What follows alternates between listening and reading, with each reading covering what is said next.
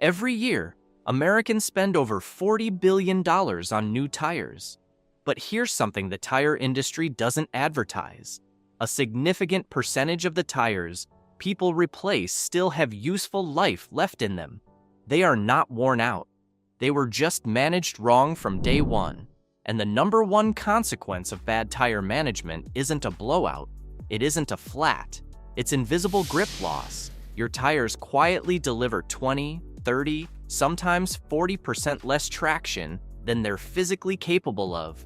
And you never know it until the moment you actually need that grip and it isn't there. German mechanics figured this out a long time ago. Not because they're smarter, because they didn't have a choice. When you have an unlimited speed highway, the Autobahn, where cars routinely cruise at 130, 150, even 180 miles per hour, the margin for bad tire management is zero. A tire running below its grip potential at 40 miles per hour is annoying. At 150 miles per hour, it kills you. So German automotive culture developed a precision approach to tire care that most Americans have never heard of, because most Americans never needed it. Until now.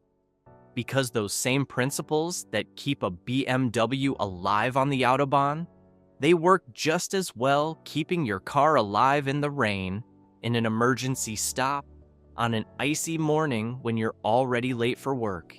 Today, I'm going to show you exactly what the German method is, why it works, and how 3 steps that cost you nothing can give you back the grip that's been silently disappearing from your tires since the day you bought them.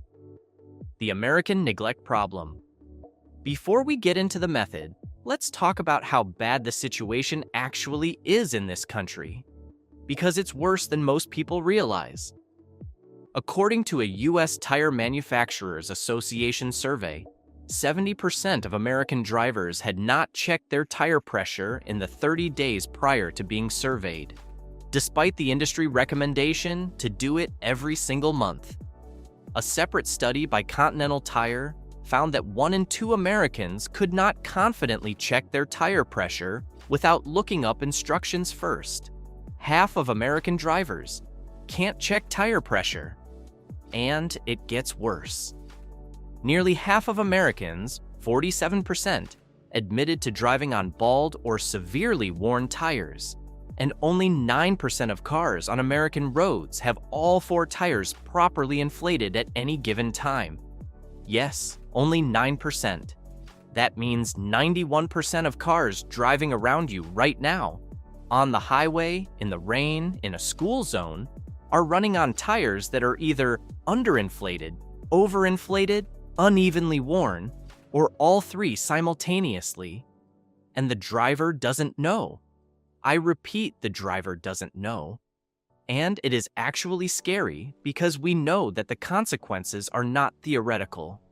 In 2023 alone, 646 people died on American roads in tire-related crashes.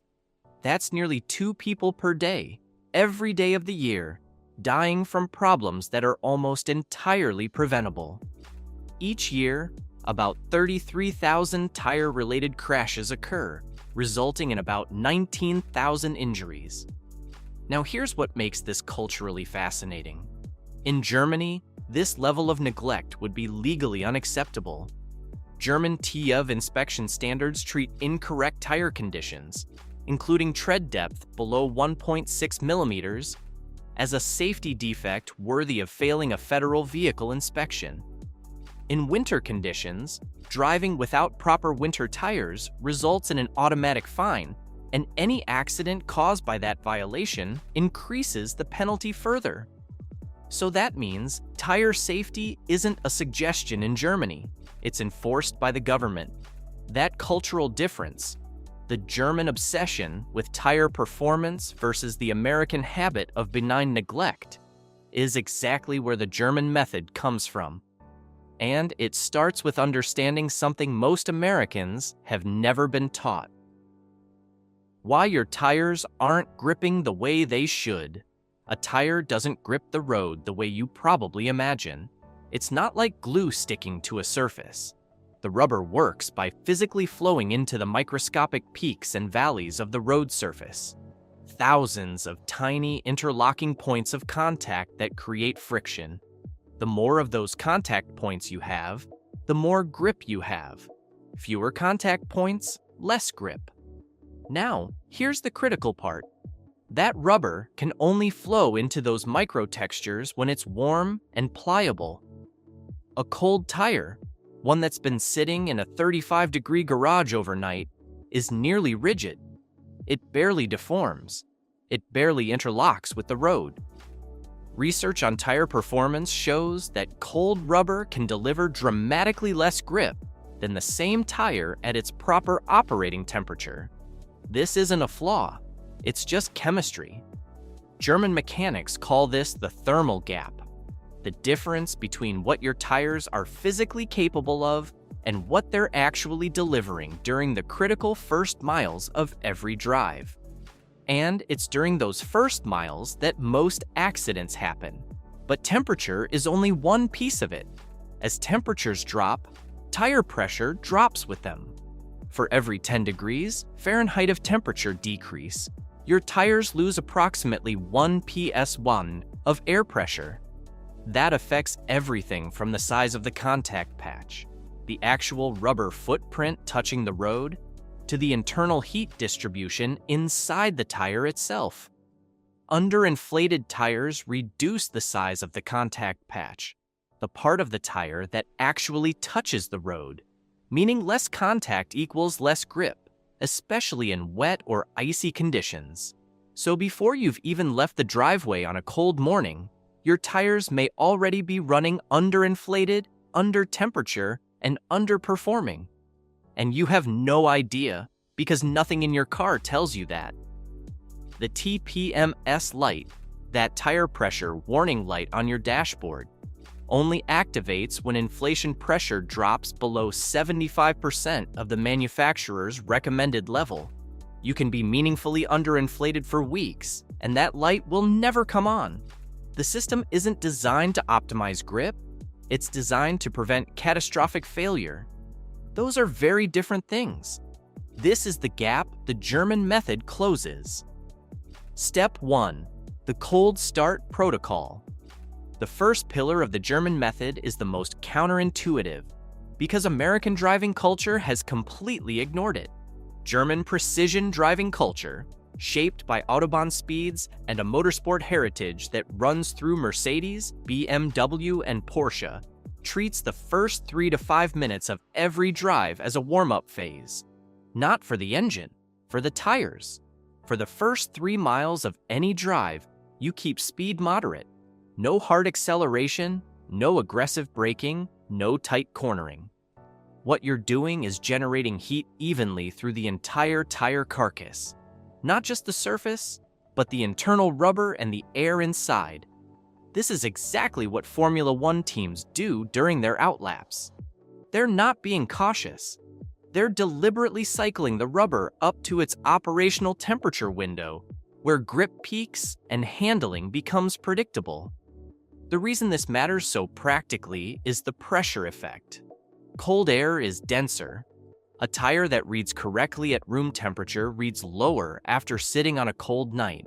Underinflated tires flex excessively, generate heat in the wrong zones, the sidewalls instead of the tread, and deform in a way that actually reduces the effective grip of the contact patch. A few minutes of easy driving corrects all of this naturally, warming the air, stabilizing pressure, and bringing the rubber compound to its intended operating range. This is why, in cold weather, most accidents happen in the first 5 minutes of a drive. The tires are still cold, still stiff, still under-delivering, and most drivers treat those first 5 minutes exactly like the rest of the drive. German drivers don't. Step 2. Pressure discipline. This is where the German approach diverges most sharply from what the average American actually does, which is nothing. According to Hankook Tire's Gauge Index survey, 70% of American drivers had not checked their tire pressure in the 30 days prior to the survey, despite the industry recommendation to do so at least once a month. In Germany, as we established, a tire pressure problem can fail your federal vehicle inspection. These are not the same driving cultures. Here is the science that makes pressure discipline so critical. For every 10 degrees Fahrenheit drop in temperature, tires can lose 1 to 2 pounds per square inch of pressure. When tires are underinflated, they can't grip the road as well, which is especially dangerous on icy or snowy roads. Think about what that means across a season. A 30-degree temperature swing from a warm October afternoon to a cold November morning? That's potentially 3 to 6 psi of silent loss. If your tires were already sitting at the lower end of the recommended range, you're now meaningfully underinflated and headed into the most dangerous driving season of the year with compromised grip, and you don't even know it. Underinflated tires create uneven wear on the outer shoulders of the tread, exactly the rubber you need for cornering grip, and build heat in the sidewalls rather than the tread surface, degrading the compound from the inside out. But there's a mistake that's almost as common as underinflation, and it's checking your pressure at the wrong time. If you check your tires after driving, at a gas station on your way somewhere, your tires have already heated up and the pressure has risen artificially. You'll see numbers that look fine. They're not. The correct method is to check pressure when tires are cold, meaning the car hasn't been driven for at least 3 hours. That's the only reading that tells you the truth. The German rule is simple. Check cold, check consistently, check every 2 to 3 weeks, and check after any significant temperature drop. A $10 digital gauge from any auto parts store is all the equipment you need. According to NHTSA data, properly inflated tires alone can extend the average life of a tire by 4,700 miles, which at current tire prices represents real money in your pocket. And there's a fuel economy dimension here that most people overlook entirely. Properly inflating your tires can save you as much as 11 cents per gallon on fuel, yet only 19% of consumers properly inflate their tires. That means 81% of American drivers are paying extra at the pump every single tank because their tires are soft. The fix is a gauge and 2 minutes of your time. Step 3. The rotation rhythm. Here's a fact that stuns most drivers the first time they hear it. Front tires on most vehicles wear twice as fast as rear tires. That's not an exaggeration.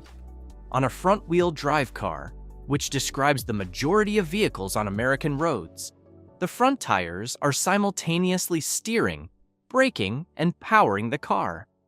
They are doing 3 jobs. The rear tires are essentially just along for the ride. If you don't rotate your tires on schedule, here's what happens. By the time the front tires are approaching the wear limit, your rear tires still look almost new. You replace the fronts. Now, all 4 corners of your car have different tread depths, different grip characteristics, different handling properties. Your car's stability system was calibrated for balanced tires. It is now operating with fundamentally mismatched ones. In wet conditions or emergency maneuvers, that asymmetry can be genuinely dangerous. Tire rotation means periodically changing the position of each tire on your vehicle, and you should rotate as recommended by the manufacturer or every 5,000 miles. For many drivers, that aligns with every oil change. German workshops don't treat rotation as optional maintenance. It's on a strict schedule, and the pattern matters.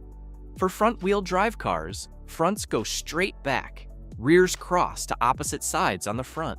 For rear-wheel drive, the reverse. For all-wheel drive, a full X-pattern cross ensures all 4 tires cycle through all 4 positions evenly over time. Each pattern is engineered for how that drivetrain actually distributes force and wear. The payoff is significant. Since the position of a tire on the vehicle affects how it wears, regular rotation ensures tires wear evenly, extending tire life and improving performance across all four wheels simultaneously. According to the American Trucking Associations, running a tire that's underinflated by just 20% produces a roughly 30% reduction in tire life, and the same compounding principle applies to rotation neglect. Every mile you defer your rotation, the imbalance deepens, the wear accelerates, and the money you could have saved evaporates. Proper tire rotation can extend total tire lifespan, and the math on that, at current replacement costs of $150 to $300 per tire, adds up to hundreds of dollars over the life of your vehicle. Reading the warning signs. The German method isn't just 3 proactive steps. It also includes knowing how to diagnose what's already going wrong before it becomes dangerous. And you can do most of this diagnostic work yourself in under 2 minutes. Run your hand across the tire tread from the inner edge to the outer edge. It should feel completely uniform. If the outer edges are more worn than the center, your tires have been chronically underinflated. If the center strip is more worn than the shoulders, you've been overinflated. Both conditions have been stealing your grip and eating your tread life for months, possibly longer. If one side of the tread is significantly lower than the other, the inside edge worn while the outside looks nearly new, or vice versa, that's a camber or alignment problem. Alignment involves adjustment of front and rear suspension components, and if it's off, the vehicle isn't safe to drive. No amount of pressure management or rotation will fix grip loss from a structural alignment issue. That needs a shop. Cupping, a scalloped, uneven wear pattern that looks almost like someone took bites out of the tread, usually means worn shocks or struts. The tire is literally bouncing off the road surface instead of staying in continuous contact. That bounce costs you grip with every revolution. There's also a tire age dimension that German law specifically accounts for and American drivers almost completely ignore. German regulations recommend replacing winter tires after 6 years, even if adequate tread depth remains, because rubber hardens over time and loses grip in low temperatures, regardless of how the tire looks visually. The same principle applies to all tires. A 6-year-old tire with good tread depth is not the same as a 3-year-old tire with good tread depth. The rubber compound has been degrading through UV exposure, ozone, heat cycles, and time. It is stiffer, less pliable, and less capable of flowing into the road surface microtexture that creates grip. Don't trust the look. Check the DOT code on the sidewall. The last 4 digits tell you the week and year of manufacture. If your tires are past 6 years old, get them evaluated regardless of how the tread looks. When not to try to manage your way through. If your tire has visible cracks in the sidewall, bulges, or any deformation that wasn't there before, that tire needs to be replaced. Not rotated, not inflated, replaced. A bulge means the internal structure has already failed. It is not a maintenance problem. It's a structural one, and it can blow out without warning. If you notice your car pulling consistently to one side, even after you've corrected the tire pressure, that's an alignment or mechanical problem. Continued driving in that state will eat through a new set of tires just as fast as the old ones. And if you're experiencing grip loss that feels dramatic, the car stepping out unexpectedly in corners, longer stopping distances than you're used to, instability in wet weather that feels new, stop trying to diagnose it yourself. Get it on a lift. At that point, you're beyond the preventative window and into a situation that needs a professional set of eyes. The financial bottom line. Let's talk about what this actually costs you when you ignore it. A set of mid-range tires for an average car runs $400 to $800 installed. Most American drivers replace their tires on the manufacturer's suggested schedule at best, and often later than that. But tire life isn't just about mileage. It's about how the tires were managed. A set of tires maintained with proper pressure, rotated on schedule, and warmed up correctly can easily last 20% to 30% longer than the same tires that were neglected. On an $800 set, that's $160 to $240 in extended life, extracted from tires you already own. Add the fuel savings from proper inflation, up to 11 cents per gallon, and over 15,000 miles of annual driving. That's real money back in your pocket every year from a habit that costs nothing and takes 2 minutes a month. Compare that to the alternative. A tire blowout at highway speeds, an emergency tow, a replacement set purchased under duress at a dealer's inflated pricing, because you have no choice. The numbers are not close. The Autobahn doesn't forgive bad tire management. German mechanics understood that generations ago, and they built a method around it. Not because they were overly cautious, but because at those speeds, precision isn't optional. Your street isn't the Autobahn, but your family is in that car, and 4 contact patches, each about the size of your hand, are all that stand between you and the road. Warm them up, check the pressure, rotate on schedule. That's the German method. That's it. If this helps, hit that like button and subscribe so you don't miss the next one. Drop a comment. Have you ever felt your car handled differently on a cold morning and not known why? Now you do. See you in the next one.